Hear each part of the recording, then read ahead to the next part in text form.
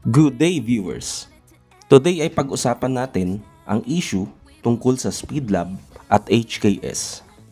Ngayon ay tanggalin ko na muna ang visors ng Brio ko dahil nagkaroon na ng crack. Ito ang visor ko sa kaliwang side. Buo pa naman pero malutong na. Pag tumatakbo ng 60 kph pataas, gumagalaw na rin dahil nawala na nga ang bisa ng adhesive tape. Mas mabuti pang tanggalin na at delikado sa ibang motorista. Ito naman yung right side na nabali. Ito ang problema sa window visors. Yung adhesive tapes, katagalan ay tumitigas.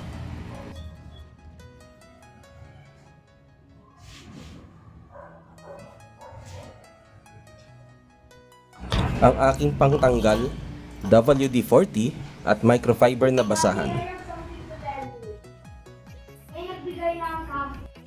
Yung medyo nanggigil ako at gumamit ng cutter para mapabilis, ayun, nadamay ko yung pintura sa part na ito.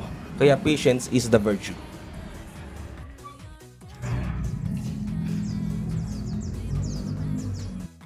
Right side done. Sa driver side na lang ang natitira.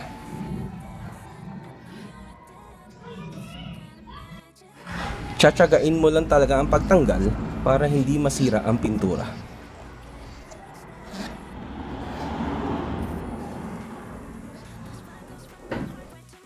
Punasan ng WD-40 para lumambot ang adhesive tape.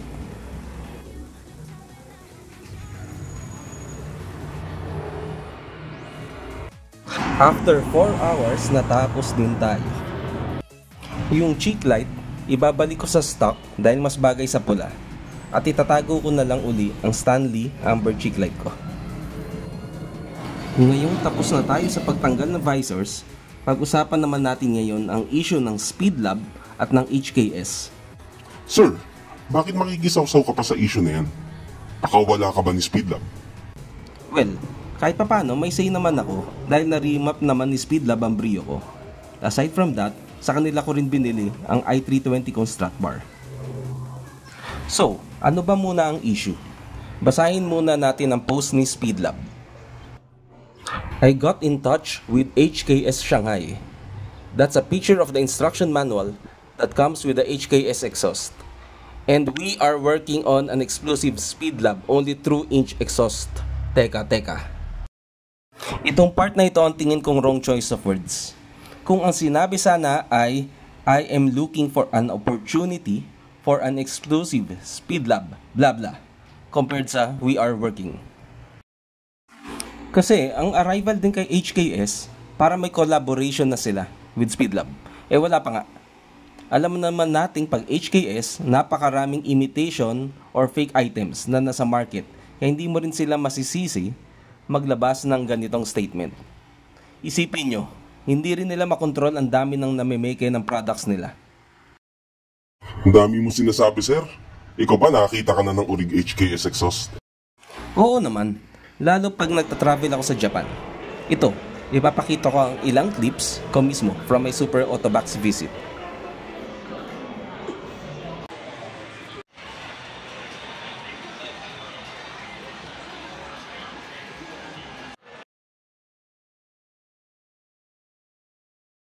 Sir, alagad at loyal ka lang yata kay Speedlab eh. Hindi rin. Sa exhaust system ko kasi, si JD Mufflers lang pinagkakatiwalaan ko humawak. Pero sa tuning, okay naman talaga si Speedlab.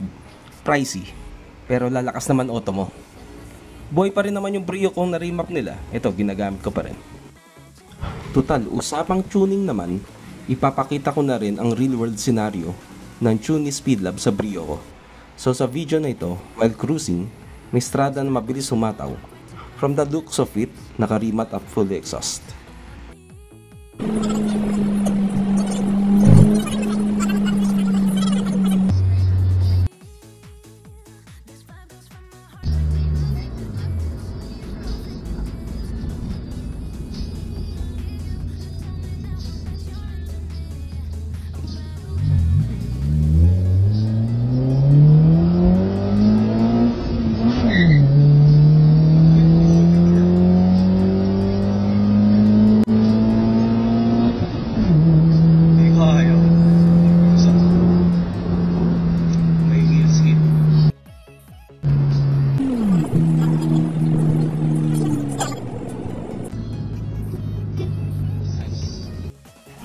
Sir, sa pinakita mong video, iniwanan ka lang ng strada eh.